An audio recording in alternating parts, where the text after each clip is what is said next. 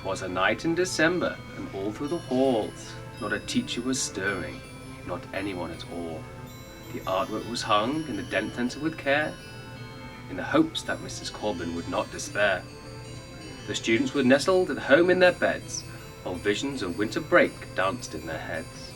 And Mrs. Deems in her scarf and her fashionable heels had just settled in home for a flick holiday meal, when out on the front lawn there rose such a clatter, I sprang from my chair to see what was the matter. And there on the front steps I found strange little hints, a trail of feathers along with talon prints. Through Personal's lobby I flew like a flash, and somewhere upstairs I heard a loud crash. Past Mr. Pell's heartless table I ran, up a flight of steps while devising a plan. When, what did my wandering eyes did see, but Spartacus the Griffin, tiptoeing with glee. He was covered in feathers from his head to his toes, his back paws so large that for a moment I froze. A bundle of items he had on his back. He looked like a peddler just opening a sack. Some hot drinks for the seniors he put in the lounge, then flew onto the balcony, lower school bound.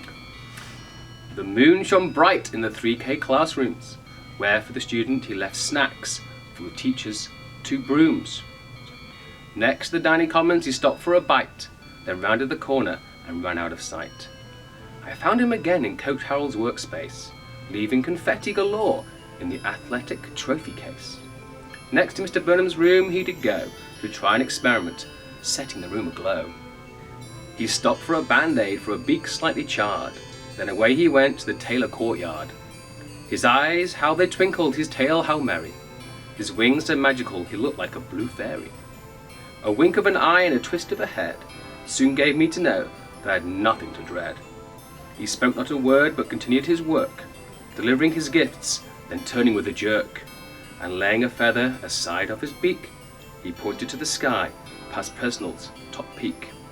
He sprang to the air, flying swiftly away, up higher and higher, oh Spartanburg day. Though he didn't speak a word, his message was clear.